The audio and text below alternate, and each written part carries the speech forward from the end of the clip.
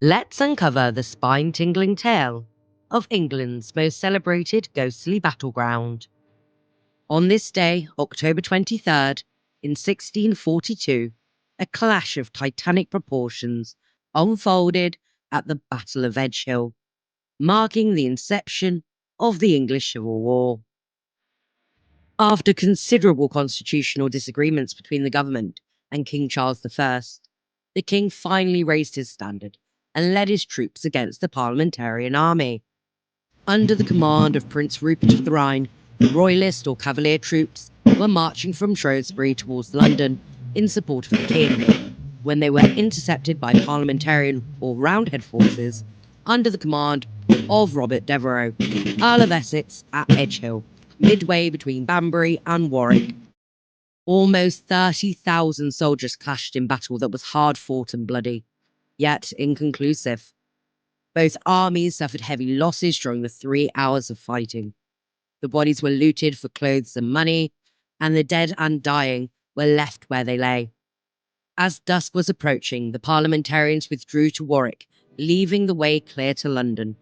But Charles's army only reached Reading before Essex's troops regrouped. So the battle has always been regarded as a draw, with no one side victorious. However, this was not to be the last of the Battle of Edgehill. Just before Christmas 1642, the first sighting of the ghostly reenactment was reported by some shepherds as they walked across the battlefield. They reported hearing voices and the screams of horses, the clash of armour and the cries of the dying, and said they'd seen a ghostly reenactment of the battle in the night sky. They reported it to a local priest, and it said that he too saw the phantoms of the fighting soldiers. Indeed, there were so many sightings of the battle by the villagers of Kinnerton in the days that followed, that a pamphlet, A Great Wonder in Heaven, detailing the ghostly goings-on, was published in January 1643. News of the terrifying apparitions reached the king. Intrigued, Charles sent a royal commission to investigate. They too witnessed the ghostly battle and were even able to identify some of the soldiers taking part, including Sir Edmund Verney, the king's standard bearer.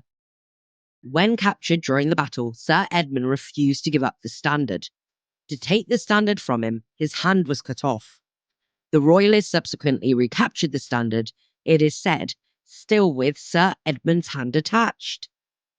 To try and stop the apparitions, the villagers decided to give Christian burial to all of the corpses that still lay on the battlefield, and some 3 months after the battle, the sightings appeared to stop. However, to this day, haunting sounds and apparitions have been witnessed at the site of the battle. Sightings of the phantom armies seem to have decreased, but eerie screams, cannon, thunder of hooves, and battle cries are still sometimes heard at night, particularly around the anniversary of the battle. This is not the only phantom battle dating from the English Civil War.